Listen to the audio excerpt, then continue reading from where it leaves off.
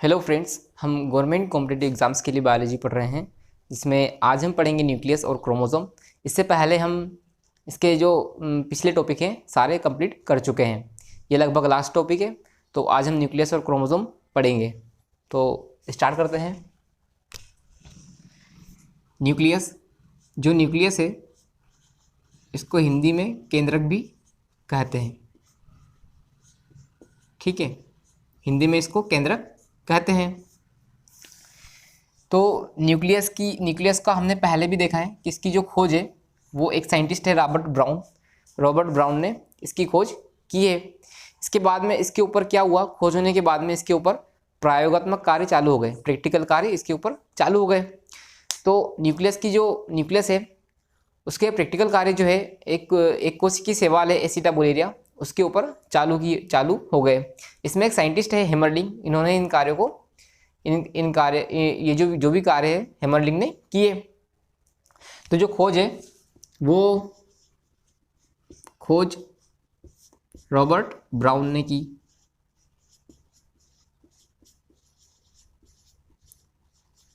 और ये जो है सन 1831 तक इसकी खोज हो गई थी। अब न्यूक्लियस के कार्य को समझने के लिए कि ये क्या क्या करता है, इसको समझने के लिए हेमरलिंग ने क्या किया, इसके ऊपर प्रैक्टिकल कार्य किए। तो हेमरलिंग ने प्रैक्टिकल कार्य चालू कर दिए। प्रैक्टिकल कार्यों में क्या किया इन्होंने, उसकी आनुवांशिकी और उसके उपापचयिक मतलब मेटाबॉलिक जो भी फंक्शंस थे उस न्यूक्लियस के, उसके ऊपर इन्होंने अध्ययन करना शुरू कर दिया, स्टडी करनी शुरू कर दी। तो हेमरलिंग ने क्या किया, न्यूक्लियस पर, केंद्रक पर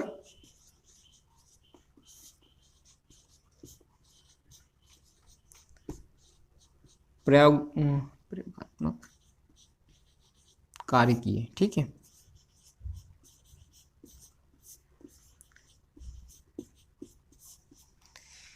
इसके बाद में ये इसके मतलब जो प्रैक्टिकल कार्य चालू हो गए। अब जो न्यूक्लियस होता है, न्यूक्लियस जो होता है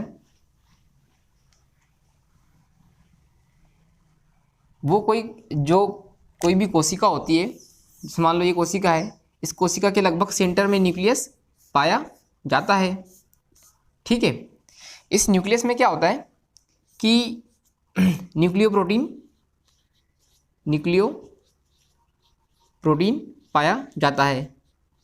न्यूक्लियो प्रोटीन में क्या होता है, डीएनए, आरएनए। अब जो न्यूक्लियो प्रोटीन है, न्यूक्लिक एसिड मतलब कि दो तत्वों से मिलकर बनता है, न्यूक्लिक एसिड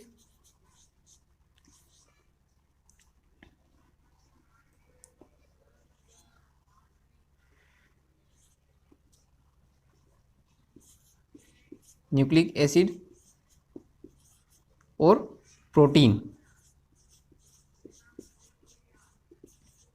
इन दोनों से मिलकर के न्यूक्लियो प्रोटीन बनता है।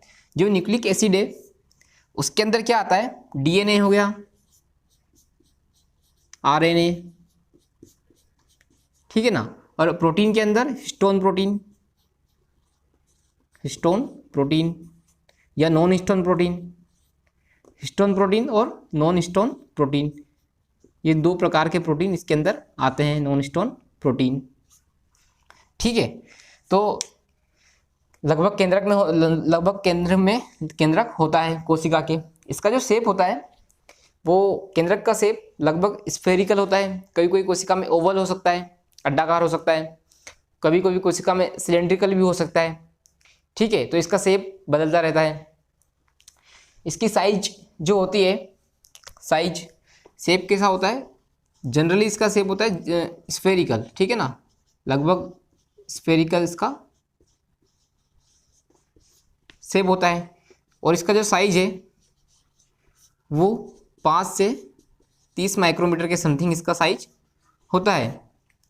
और इसका साइज डिपेंड करता है कि कोई कोशिका कैसे कार्य कर रही है, इसके ऊपर इसका कार्य डिपेंड करता है। यदि कोई कोशिका जिसकी क्रियाशीलता ज़्यादा है, जो प्रोटीन का निर्माण करती है, तो उसमें इसका साइज बढ़ जाता है। ठीक है, इसका साइज बढ़ जाता है।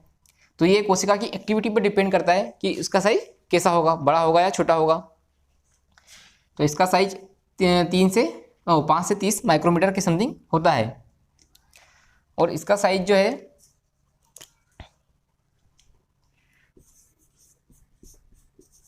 कोशिका की कार्यशीलता पर निर्भर करता है, कार्यशीलता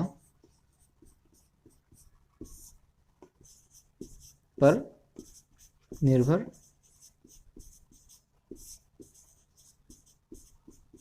करता है। ठीक है, ये इसकी साइज हो गई है, शेप हो गई, साइज हो गई इसकी। इसके बाद में जो न्यूक्लियस है वो जनरली कोशिका के अंदर, एक कोशिका के अंदर एक ही न्यूक्लियस पाया जाता है, एक कोशिका के अंदर एक ही न्यूक्लियस होता है।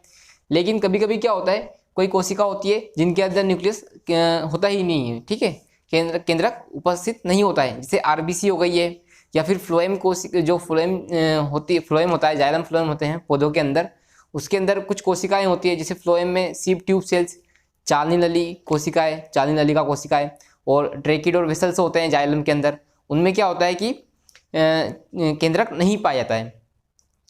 और कुछ कोशिकाएं होती है जिनमें एक से ज़्यादा केंद्रक पाए जाते हैं, जैसे 2 केंद्रक होते हैं पैरामीशियम के अंदर। तो जो प्रोटोजोआ होते हैं उसके कुछ जीवों में 2 केंद्रक भी होते हैं। कुछ कोशिकाएं ऐसे होती है जिनमें 2 से ज़्यादा केंद्रक भी होते हैं। ठीक है, तो वहाँ पर 2 से ज़्यादा केंद्रक भी पाए जाते हैं। तो ऐसी कोशिकाओं को, जैसे ऐसी कोशिकाओं में एग्जाम्पल में जैसे कार्डियक मसल्स हो गई, हार्ट की मसल्स हो गई है, ठीक है ना। कुछ कवक होते हैं, उनमें भी क्या होता है कि एक से ज़्यादा कोशिकाएं, एक से ज़्यादा केंद्रक कोशिकाओं के अंदर पाए जाते हैं। तो इसकी संख्या के आधार पर भी अलग अलग प्रकार की कोशिकाएं मतलब होती है। ठीक है, तो जिनमें केंद्रक नहीं होता है उनको बोलते हैं अकेंद्रकीय या अन्यूक्लिएट। अन्यूक्लिएट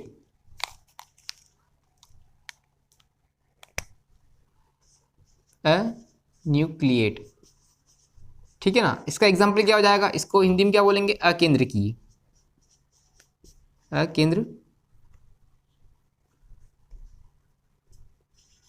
अकेंद्रीय। इसमें क्या होगा कि कोशिका में केंद्रक नहीं पाया जाता है, जैसे आरबीसी हो गई ह्यूमन की, ठीक है ना। और इसमें फ्लोएम की कुछ कोशिकाएं की चालनी नलिकाएं,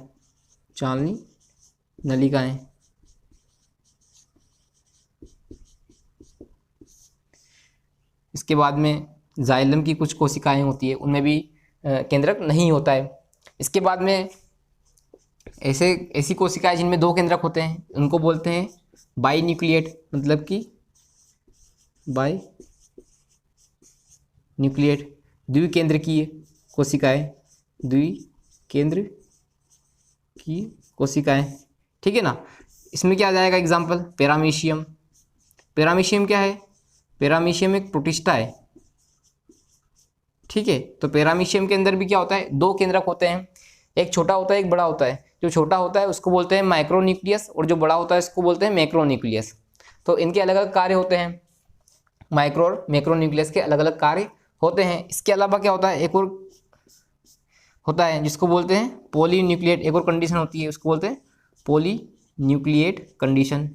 इसमें क्या होता है कि जो कोशिका होती है उसमें 2 से ज़्यादा केंद्रक होते हैं, ठीक है। 2 से ज़्यादा इसमें केंद्रक पाए जाते हैं, तो इसको बोलते हैं बहुकेंद्रकीय अवस्था। बहुकेंद्रकीय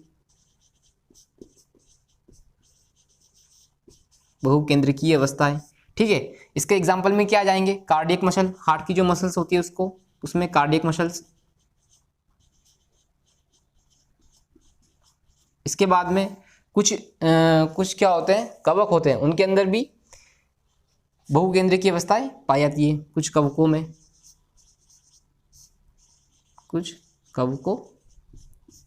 में ये कंडीशन होती है कि मतलब 2 से ज़्यादा केंद्रक होते हैं। पैरामीशियम में 2 केंद्रक होते हैं, इसलिए इसको बाइन्यूक्लिएट कहते हैं। कहीं कहीं पर केंद्रक नहीं पाए जाते हैं, उनको अन्यूक्लिएट या अकेंद्रकीय कोशिकाएं भी कहते हैं, जिसे आरबीसी और फ्लोएम की चांदी नलिकाएं और जाइलम की कुछ कोशिकाएं होती है। इसके बाद में हम पढ़ेंगे ये केंद्रक के आधार पर कोशिकाएं हो गई है। ठीक है, मैं इसको मिटा रहा हूं।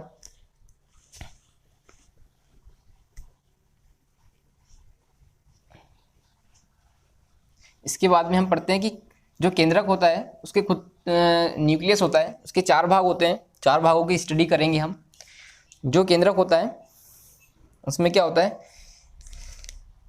जो बाहर की लेयर होती है उसको न्यूक्लियस मेम्ब्रेन कहते हैं। ठीक है ना, न्यूक्लियर मेम्ब्रेन कहते हैं उसको, न्यूक्लियर मेम्ब्रेन। तो ये न्यूक्लियर मेम्ब्रेन हो गई, न्यूक्लियर मेम्ब्रेन। ठीक है, इसके बाद में क्या होता है कि इसमें क्या होता है, न्यूक्लियर मेम्ब्रेन पूरी तरह से कंटिन्यूअस नहीं होती है, डिसकंटिन्यूअस होती है, जिसके कारण क्या होता है, जिसके कारण इसके अंदर छिद्र हो जाते हैं। ठीक है ना, पोर हो जाते हैं। इसको बोलते हैं न्यूक्लियर पोर, न्यूक्लियर पोर। तो इसमें न्यूक्लियर पोर भी पाया जाता है, क्योंकि ये क्या होती है, डिसकंटिन्यूअस होती है, कहीं पर छिद्र होते हैं। इसके बाद में क्या होता है कि इसमें कुछ मटेरियल होता है। ठीक है, मटेरियल होता है इसके अंदर कुछ, उसको क्या बोलते हैं, न्यूक्लियो प्रोटीन। इससे पहले हम पढ़ चुके हैं, न्यूक्लियो प्रोटीन। इसमें क्या होता है, डीएनए, आरएनए और हिस्टोन प्रोटीन और नॉन हिस्टोन प्रोटीन। ठीक है, लेकिन जब ये ऐसी कंडीशन में होता है कि ये ऐसे धागे के रूप में होता है, तब इसको क्रोमेटिन बोलते हैं। ठीक है, तो अभी ये कंडीशन जो है वो जब कोशिका विश्राम की स्थिति में होती है, मतलब जब कोशिका विभाजन नहीं कर रही होती है, तो उसमें जो उपस्थित जो भी न्यूक्लियो प्रोटीन है वो एक धागे के रूप में होता है, जिसको क्रोमेटिन कहते हैं। ठीक है, जिसको क्रोमेटिन कहते हैं। तो ये क्रोमेटिन हो गया, क्रोमेटिन।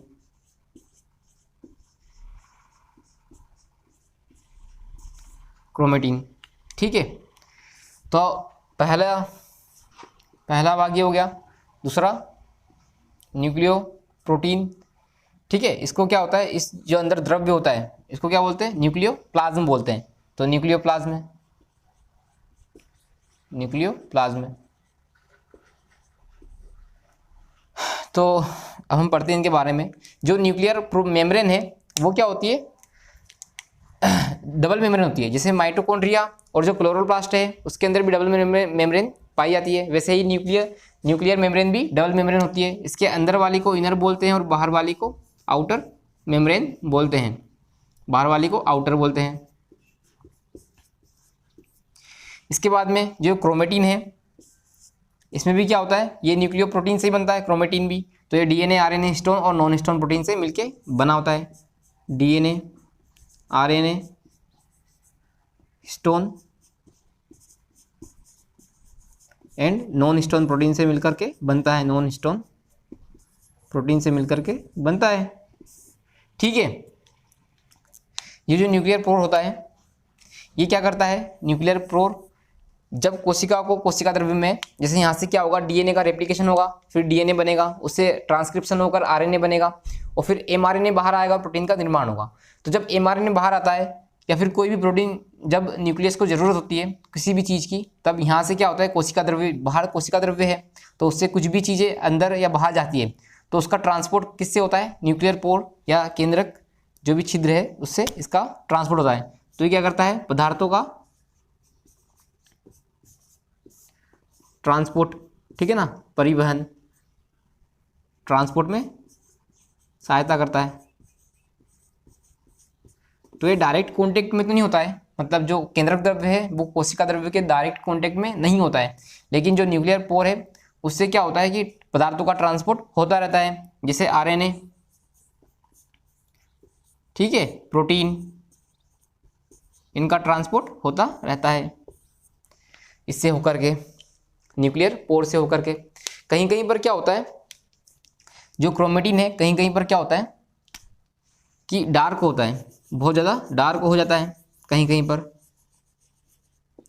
तो उसमें इसको बोलते हैं न्यूक्लियोलस, न्यूक्लियोलस या केंद्रिका। ठीक है, इसको केंद्रिका भी कहते हैं। केंद्रिका में क्या होता है कि जो क्रोमेटिन होता है वो डेंस होता है, ठीक है ना, क्रोमेटिन की मात्रा ज़्यादा होती है, ठीक है, बहुत ज़्यादा। ये क्या करता है, इसका घनत्व बढ़ जाता है, तो उससे क्या होगा, केंद्रिका का निर्माण होता है। तो केंद्रिका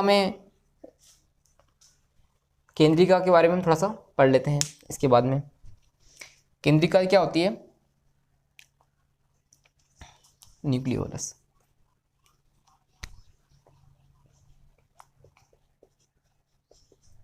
केंद्रिका, ठीक है, जो केंद्रिका होती है वो क्या है, क्रोमेटिन जहाँ पर जिसका घनत्व क्रोमेटिन का ज़्यादा हो जाता है उसको वहाँ पर केंद्रिका का निर्माण होता है। जो केंद्रिका होती है उसमें क्या होता है कि राइबोसोम,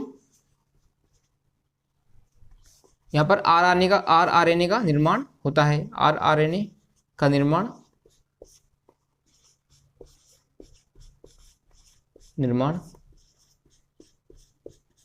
होता है, ठीक है। और जो केंद्रिका है वो इसके आसपास कोई झिल्ली नहीं पाई जाती है, मतलब ये क्या है, झिल्ली रहित है,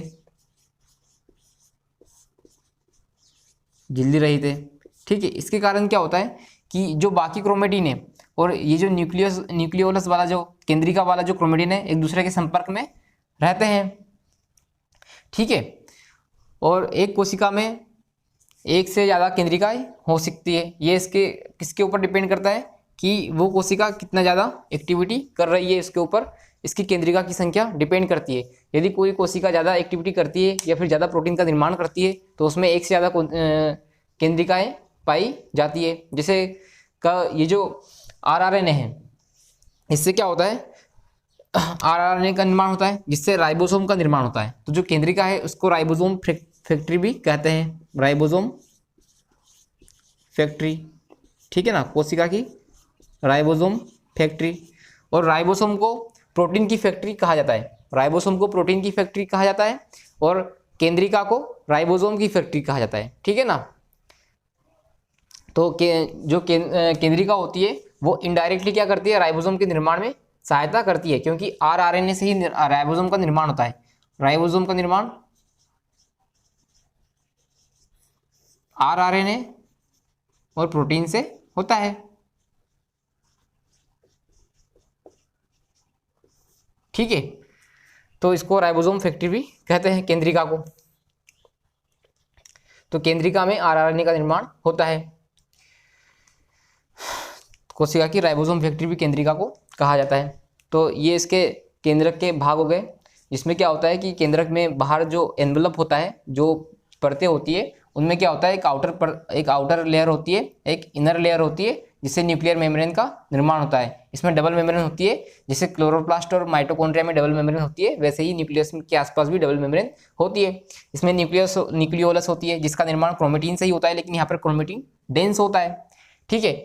इसमें न्यूक्लियर पोर होते हैं, जिससे क्या होगा कि कोशिका द्रव्य और केंद्रक द्रव्य के बीच में ट्रांसपोर्ट बना रहता है। इसके बाद में इसमें न्यूक्लियोप्लाज्म होते हैं, न्यूक्लियोप्लाज्म में DNA, RNA, histone, non histone protein, जो क्रोमेटिन जिससे ही बनता है, वो इसके अंदर होते हैं।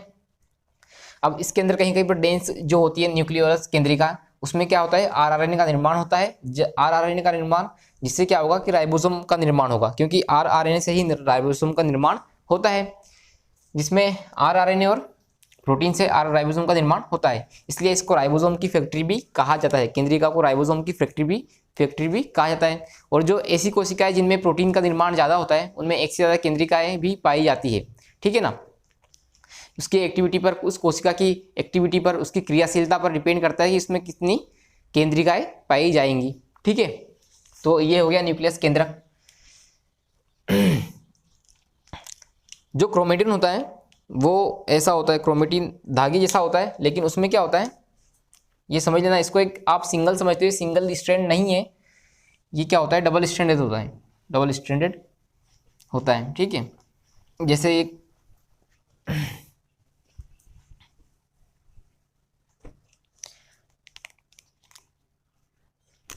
जैसे ये क्रोमोसोम होता है, ठीक है, ये क्रोमोसोम हो गया, लेकिन ये क्या हो गया, डबल स्टैंडर्ड है क्रोमोसोम। लेकिन जब हम इसको बनाते हैं तो बाद में इसको सिंगल लाइन कर देते हैं। ये जो सिंगल लाइन है इसमें साथ में प्रोटीन भी पाया जाता है, ठीक है, इसमें साथ में प्रोटीन भी पाया जाता है। ये जो प्रोटीन है इसको बोलते हैं हिस्टोन प्रोटीन, ठीक है। हिस्टोन प्रोटीन के ऊपर पूरा क्रोमेटिन लपटा हुआ रहता है। तो ये डीएनए से ही बनकर क्या होता है, डीएनए से ही क्रोमेटिन का निर्माण मतलब होता है। डीएनए ही है क्रोमेटिन, और बाकी ऐसा कुछ खास नहीं है। तो ये डीएनए है, उससे क्या होता है, हम सिंगल धागे के रूप में इसको दर्शाते हैं, ठीक है। और जैसे मान लो ह्यूमन के अंदर क्या होता है कि 46 क्रोमोसोम है, तो इसमें 46 धागे होंगे, लेकिन वो ऐसे होते हैं कि अलग अलग दिखाई नहीं पड़ते हैं, अलग अलग नहीं दिखते हैं, ठीक है। वही जो क्रोमेटिन होता है वही क्रोमोसोम का निर्माण करता है। जब क्या होता है, ये अभी जो है इस स्टेज को क्या बोलते हैं, इंटरफेज बोलते हैं। इंटरफेज में क्या होता है कि मतलब स्थिर अवस्था में कोशिका जब डिवाइड नहीं कर रही होती है तो वो क्रोमेटिन के रूप में, ये जो न्यूक्लियो प्रोटीन है, मतलब जो भी इसका न्यूक्लिक एसिड मटेरियल है केंद्रक में, वो क्रोमेटिन के रूप में पाया जाता है, क्योंकि अभी कोशिका डिवाइड नहीं कर रही है। जैसे ही मेन इंटरफेज के बाद में प्रोफेज आएगी, ठीक है ना, जब कोशिका डिवीजन की अवस्था में जाएगी उस टाइम पे क्या होगा कि ये क्रोमेटिन कंडेंस होता जाएगा, ठीक है, संघनित होता जाता है, और इसमें क्रोमोसोम का निर्माण होता है, ठीक है ना। तो क्रोमोसोम का क्या है, क्रोमेटिन जब भी संघनित होगा तो उससे क्रोमोसोम का निर्माण होता है। क्रोमेटिन अभी क्या है, क्रोमोसोम क्रोमेटिन से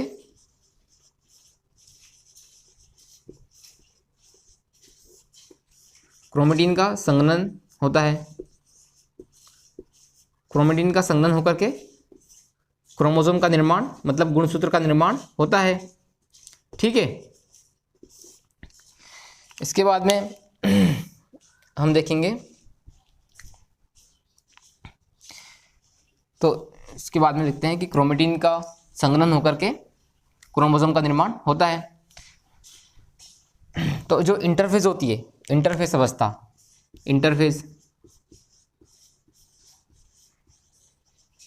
ये हम कोशिका विभाजन पढ़ेंगे तब सभी अवस्थाओं के बारे में पढ़ेंगे। जो इंटरफेज है उसको विश्राम अवस्था भी कहते हैं, कोशिका की विश्राम अवस्था। इस टाइम पर कोशिका मतलब किसी भी एक्टिविटी, मतलब सेल जो कोशिका होती है वो डिवीजन, कोशिका विभाजन नहीं कर रही होती, तो विश्राम अवस्था। इस विश्राम अवस्था में क्या होता है, जो क्रोमेटिन होता है इस अवस्था में जो न्यूक्लिक एसिड है, ठीक है ना, जो भी आनुवांशिक पदार्थ है कोशिका के अंदर, आनुवांशिक पदार्थ होता है, वो क्रोमेटिन के रूप में पाया जाता है, ठीक है। लेकिन जैसे ही क्या होगा, इंटरफेज से जब कोशिका विश्राम अवस्था से एक्टिव अवस्था में, मतलब कि कोशिका विभाजन की अवस्था में जाएगी, उसको बोलते हैं प्रोफेज, ठीक है ना। जैसे ही प्रोफेज अवस्था में कोशिका जाएगी तब क्या होता है कि क्रोमेटिन का संघनन होकर के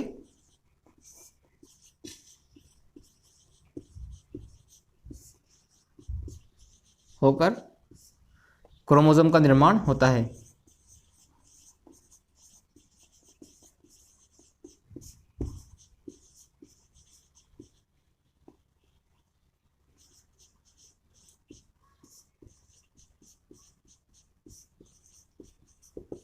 ठीक है। प्रोफेज में क्या होगा, जो क्रोमेटिन होंगे उनका संघनन होता है हिस्टोन प्रोटीन के ऊपर, ये बहुत ज़्यादा मात्रा में लपेटते जाते हैं, ठीक है ना। तो उससे क्या होगा कि क्रोमोसोम का निर्माण होता है। जैसे ये क्रोमेटिन हो गया, ऐसा कुछ क्रोमेटिन होता है, लेकिन इसका संघनन होकर के ऐसा क्रोमोसोम का निर्माण होगा, ये क्रोमोसोम ऐसा बन जाएगा, ठीक है। उससे क्या होगा, क्रोमोसोम के संघनन से जब कोशिका विभाजित होगी तो वो इजीली, मतलब क्रोमोसोम आधे आधे बढ़ सकते हैं। इस अवस्था में क्या होगा कि आधे आधे बढ़ने, जब कोशिका डिवीजन होगा तो वो उनको क्या होगा, कोशिका मतलब कोशिका जब दो कोशिका बनेंगी, एक कोशिका से कोशिका को विभाजन होगा, तब उनको जो विभाजन होने में इसको दिक्कत आएगी, ठीक है, प्रॉब्लम आती है। उससे क्या होगा, कोशिका ये स्पष्ट और छोटे हो जाते हैं, ठीक है, जिससे क्या होगा ये इजीली बढ़ सकते हैं, ठीक है ना, कोशिका डिवीजन की अवस्था पर।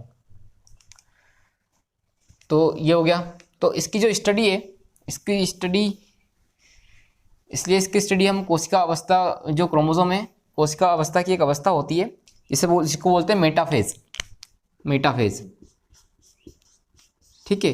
जो मेटाफेज अवस्था होती है कोशिका विभाजन की, उसके ऊपर क्या करते हैं हम, उस अवस्था में हम क्या करते हैं, क्रोमोसोम की स्टडी करते हैं, शेप की, क्रोमोसोम के शेप का अध्ययन, शेप का अध्ययन क्रोमोसोम के शेप का अध्ययन मेटाफेज अवस्था में किया जाता है। इसके बाद में क्या होता है, जो इसके बाद में एक और अवस्था आती है जिसको बोलते हैं एनाफेज। ऐसे 4 अवस्था होती है, कोई भी कोशिका यदि डिवीजन करती है तो उससे क्या होता है, 2 कोशिका का निर्माण होता है, तो उसमें 4 अवस्थाएं होती है। इसको बोलते हैं माइटोसिस, समसूत्री विभाजन। तो उसमें 4 अवस्था आती है, प्रोफेज, मेटाफेज, एनाफेज और टीलोफेज। तो जो एनाफेज होती है उसमें क्या होता है कि इसकी क्रोमोसोम की आकृति का अध्ययन किया जाता है, क्रोमोसोम की आकृति का अध्ययन, आकृति का अध्ययन किया जाता है।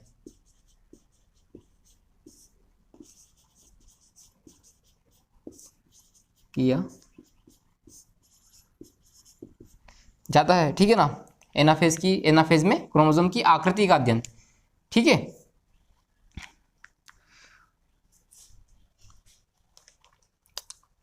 ठीक है, इसमें इसकी आकृति स्पष्ट रूप से दिखती है। इसमें भी शेप का अध्ययन करते हैं, ठीक है ना, लेकिन इसमें क्या है, शेप का अध्ययन करके इसकी आकृति बताती है। आकृति का, जैसे मान लो इसमें क्या होता है एनाफेज में, इसमें डिफरेंस क्या है कि हम क्रोमोसोम को कभी कभी क्या बोलते हैं, आई शेप का होता है, जे शेप का होता है, ठीक है ना, एल शेप का होता है क्रोमोसोम, ठीक है। ये इसकी सेंट्रोमियर की स्थिति पर डिपेंड करता है। तो ये एनाफेज में इसकी स्टडी की जाती है कि क्रोमोसोम किस आकृति का है, ठीक है। और इसके बाद में हम पढ़ेंगे क्रोमोसोम।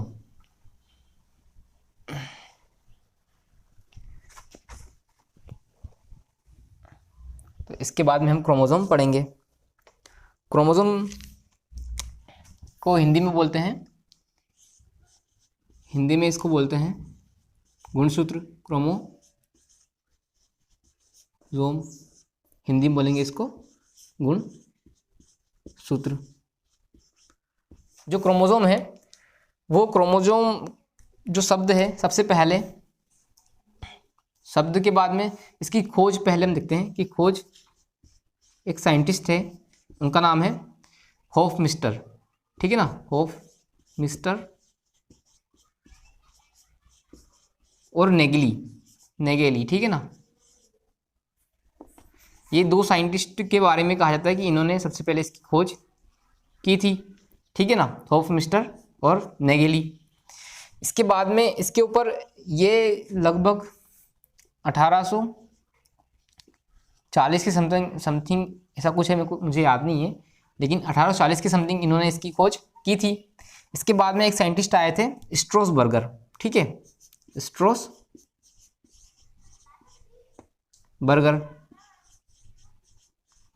बोलते हैं, स्ट्रोसबर्गर। इन्होंने क्या किया कि क्रोमोसोम के ऊपर स्टडी की, क्रोमोसोम की स्टडी की, ठीक है ना। इसके बाद में स्टडी करने के बाद में इसका जो शब्द है क्रोमोसोम, वो शब्द दिया गया, एक साइंटिस्ट है उनका नाम है W. फ्लेमिंग, ठीक है ना, नहीं, W. फ्लेमिंग ने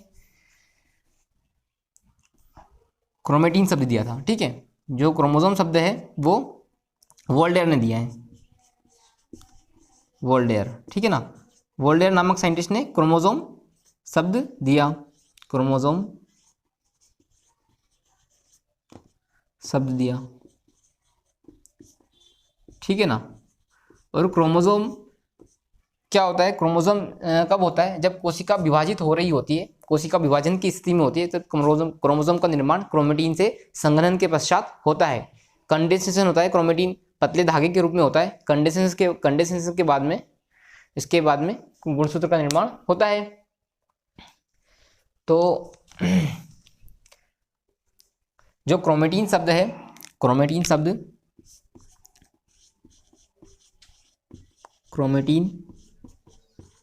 शब्द डब्ल्यू फ्लेमिंग ने दिया, ठीक है ना, फ्लेमिंग ने दिया।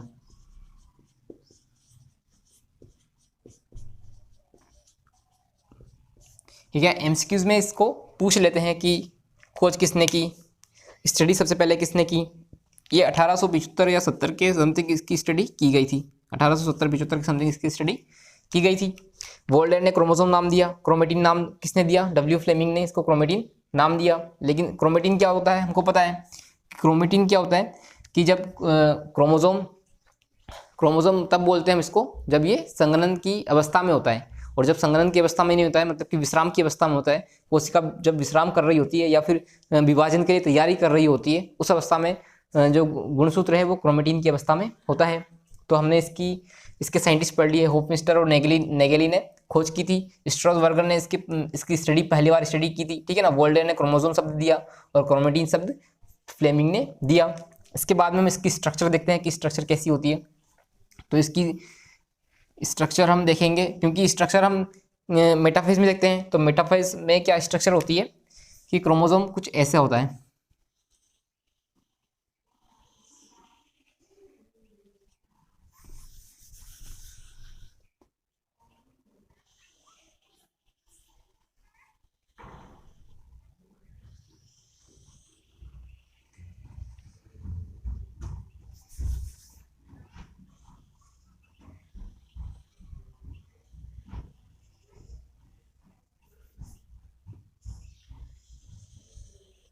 कुछ ऐसे क्रोमोसोम होता है।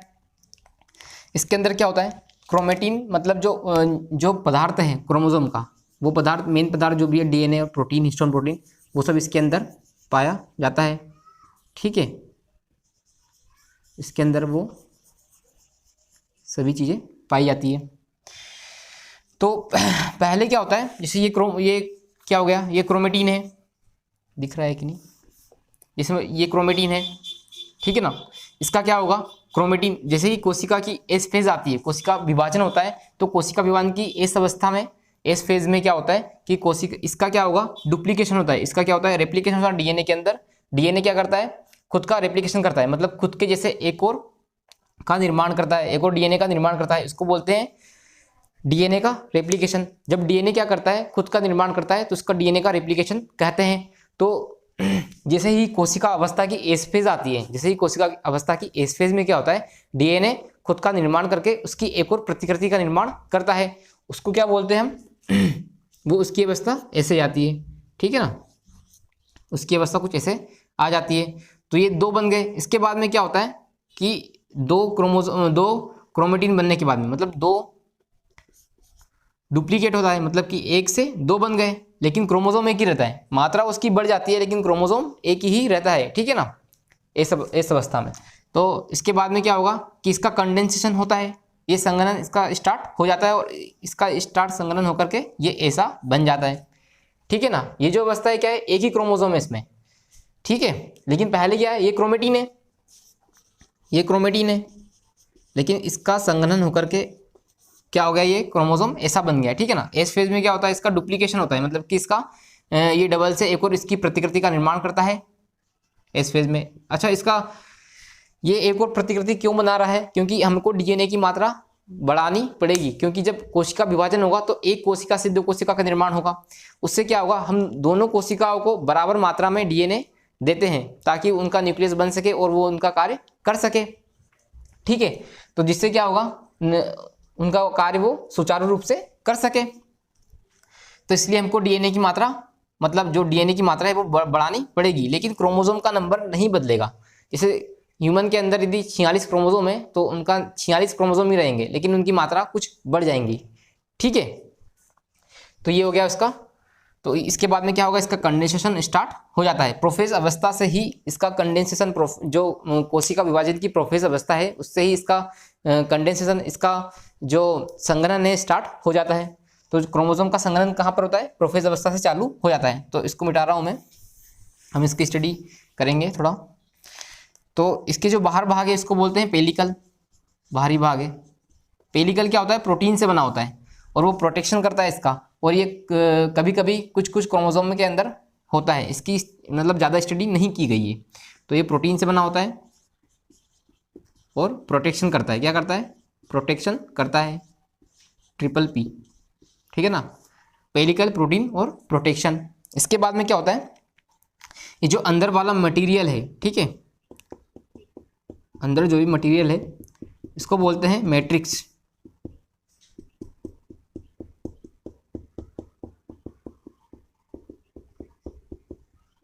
इसको बोलते हैं मैट्रिक्स।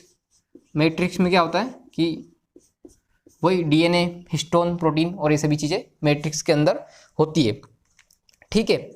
और ये जो लीनियर आपको दिख रहा है, लीनियर मतलब रेखीय, जो कुछ ऐसे भाग है इसके अंदर, तो जो लीनियर वाला है उसको बोलते हैं क्रोमोनीमा। क्रोमोनीमा। और ये जो बीड लाइक स्ट्रक्चर है, जो मोती जैसी संरचना है, ये जो बीड बन रहा है, मोती जैसी संरचना बन रही है, इसको बोलते हैं क्रोमोमियर, ठीक है। जैसे यहाँ पर है तो इसको क्या बोलेंगे, इनको बोलेंगे क्रोमोमियर, ठीक है। जो क्रोमोनीमा है वो क्या है, सिंगुलर है, मतलब कि एक क्रोमोनीमा को, एक लाइन को हम क्या बोलते हैं, क्रोमोनीमा। लेकिन इससे यदि एक से ज़्यादा बनती है तो उसको क्या बोलेंगे, क्रोमोनिमेटा। मतलब इसका प्लूरल क्या है, क्रोमोनिमेटा। क्रोमोनिमेटा, ठीक है। इसके बाद में क्या, यहाँ पर जो ये कंस्ट्रक्शन है, ये जो संकीर्णन है, ठीक है ना, यहाँ पर क्या हो गया, गुणसूत्र के जो दो भाग है वो एक दूसरे से जुड़े होते हैं, इसको बोलते हैं सेंट्रोमियर। सेंट्रोमियर। इसके आधार पर ही क्या करते हैं, एनाफेज में इसकी आकृति का अध्ययन किया जाता है। सेंट्रोमियर को प्राइमरी कंस्ट्रक्शन भी बोलते हैं, प्राइमरी कंस्ट्रक्शन, ठीक है ना, या इसको हिंदी में बोलते हैं प्राथमिक संकुचन। प्राथमिक संकुचन, प्राइमरी कंस्ट्रक्शन, या इसको सेंट्रोमियर भी कहते हैं। इससे क्या होता है कि जो क्रोमोसोम है, गुणसूत्र है, इसकी दोनों भुजाएं एक दूसरे से जुड़ी होती है, दोनों भुजाएं एक दूसरे से जुड़ी होती है। इसके बाद में क्या होता है कि कभी कभी क्या होता है कि क्रोमोसोम के अंदर सेकेंडरी कंस्ट्रक्शन, मतलब कि द्वितीयक संकुचन भी पाया जाता है, ठीक है। वो कुछ कुछ गुणसूत्र में पाया जाता है, हर गुणसूत्र में नहीं पाया जाता है। लेकिन जो सेंट्रोमियर है वो हर गुणसूत्र में पाया जाता है। ये जो सेंट्रोमियर है हर गुणसूत्र में पाया जाता है। और जो सेंट्रोमियर है उससे, उस पर क्या होता है कि जो जब हम पढ़ते हैं कि ये कोशिका है, ठीक है, ये मेटाफेज में जब आती है तो क्या होता है कि जैसे ये गुणसूत्र हो गए, तो ये गुणसूत्र एक लाइन में इकट्ठे हो जाते हैं। यहाँ पर सेंट्रियोल होता है, ठीक है, यहाँ पर भी सेंट्रियोल होता है। तब क्या होता है कि ये जो सेंट्रोमियर है इससे तर्कुतंतु जुड़ते हैं। इस सेंट्रोमियर से ही तर्कुतंतु जुड़ते हैं, ठीक है। तो जो सेंट्रोमियर है उससे क्या होता है कि तर्कुतंतु, कोशिका विभाजन पर तर्कुतंतु, स्पिंडल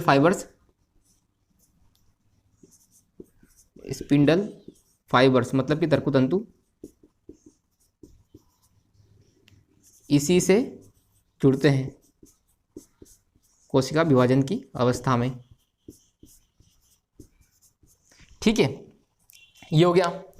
इसके बाद में हम इसकी एक और स्ट्रक्चर है वो देखेंगे। क्रोमोमियर क्या होता है, जो क्रोमोमियर है उसमें क्या होता है, एक्टिवली जीन होती है जो सच में प्रोटीन का निर्माण करती है, उसमें वो क्रोमोमियर में ही पाई जाती है। मतलब यहीं से समझ लो आप कि प्रोटीन का निर्माण होता है, यही प्रोटीन निर्माण के लिए रिस्पॉन्सिबल होती है, ठीक है। ये हो गया। इसके बाद में हम पढ़ेंगे एक और स्ट्रक्चर है उसकी, जो जिसमें क्या होता है कि सेकेंडरी कंस्ट्रक्शन भी दिखाया गया है, वो हम पढ़ेंगे, ठीक है। तो इसमें ये लगभग कंप्लीट हो चुका है, लेकिन यहाँ पे एक और चीज़ देख लो। यहाँ पर क्या होता है कि ये जो दो भाग है इसको क्या बोलते हैं, जैसे कभी क्रोमोसोम में क्या होता है, इसमें क्या है, जो क्रोमोसोम है, जैसे मान लो ये क्रोमोसोम है, जो क्रोमोसोम है उसमें क्या होता है, क्रोमोसोम के ये जो दो भाग दिख रहे हैं हमको, इनको बोलते हैं क्रोमेटिड। ठीक है, इन दो भागों को क्रोमेटिड कहते हैं। ठीक है, जैसे मान लो ये क्रोमोसोम हो गया, तो इस भाग को भी क्रोमेटिड कहते हैं, इस भाग को भी क्रोमेटिड कहते हैं। इनको हिंदी में क्या कह सकते हो, क्रोमेटिड को अर्धगुणसूत्र या इसको अर्धगुणसूत्र भी कहते हैं। और ये जो दो क्रोमोसोम, ये जो दो क्रोमेटिड है, आपस में क्या कहलाते हैं, सिस्टर क्रोमेटिड कहलाते हैं। सिस्टर क्रोमेटिड कहलाते हैं, सिस्टर क्रोमेटिड कहलाते हैं। इनको सिस्टर क्रोमेटिड भी कहते हैं, दो गुणसूत्रों को। दो गुणसूत्र के ये जो भाग है ये भी क्रोमेटिड है, ये क्रोमेटिड है और ये भी क्रोमेटिड है। तो एक गुणसूत्र के दोनों क्रोमेटिड को क्या कहते हैं, सिस्टर क्रोमेटिड कहते हैं। इसके बाद में इसकी जो सेकेंड स्ट्रक्चर है वो हम देख लेते हैं। ठीक है, इसकी स्ट्रक्चर में क्या होता है, और जो सेकेंडरी कंस्ट्रक्शन है उसको देख लेते हैं। तो एक और स्ट्रक्चर है इसमें,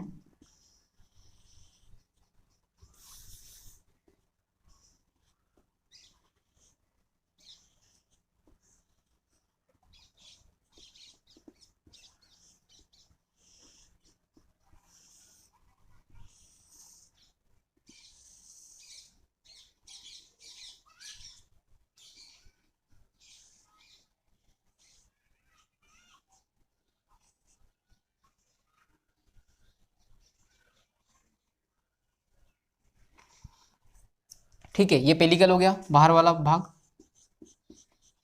पेलिकल।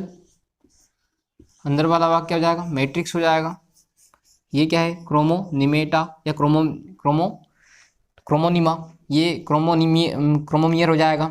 बीड लाइक स्ट्रक्चर, ठीक है ना, मोती जैसी संरचना। तो ये हो जाएगा क्रोमोनिमा, ठीक है ना। ये क्रोमोमियर, इसके अंदर क्या हो जाएगा, मैट्रिक्स। ठीक है, खुद से बना के देखो, आपको इजीली याद हो जाएगा। ठीक है, ये प्राइमरी कंस्ट्रक्शन जिसको क्या बोलते हैं, प्राइमरी कंस्ट्रक्शन जिसको सेंट्रोमियर भी कहते हैं। ठीक है ना, प्राइमरी कंस्ट्रक्शन प्राइमरी कंस्ट्रक्शन जिसको सेंट्रोमियर भी कहते हैं। सेंट्रोमियर, यहाँ पर क्या होता है, स्पिंडल फाइबर मतलब कि तंतु जुड़ते हैं और कोशिका का विभाजन करते हैं। यहाँ ये क्या है, ये सेकेंडरी कंस्ट्रक्शन है। सेकेंडरी कंस्ट्रक्शन, ये भी सेकेंडरी कंस्ट्रक्शन है। एक गुणसूत्र के अंदर एक से ज़्यादा भी सेकेंडरी कंस्ट्रक्शन हो सकते हैं। तो सेकेंडरी कंस्ट्रक्शन, ठीक है। और ये जो भाग बचा है लास्ट में, ये जो सेकेंडरी कंस्ट्रक्शन के बाद में जो भाग बचा है, इसको बोलते हैं सैटेलाइट।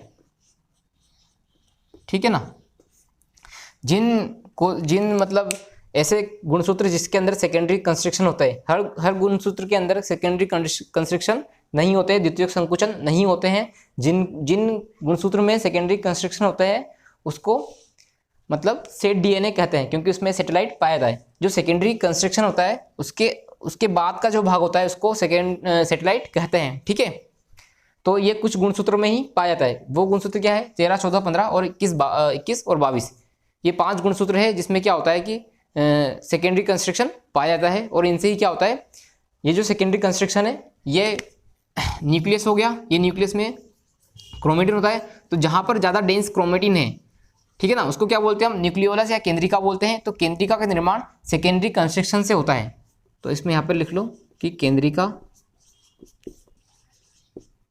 का निर्माण